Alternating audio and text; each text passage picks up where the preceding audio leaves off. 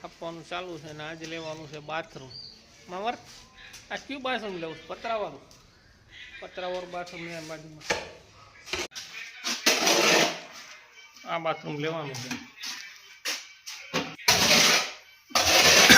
ઉપર પતરા છે ને 4 દિવાલો આ દિવાલ આ દિવાલ આ ધારવાળી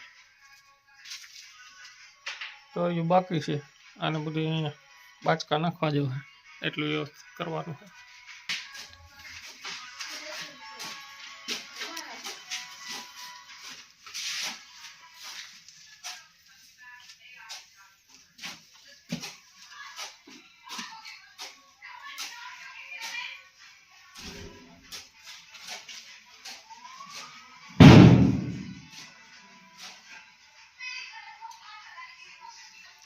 તો ટાંકામાં પાણી કાઢવાનું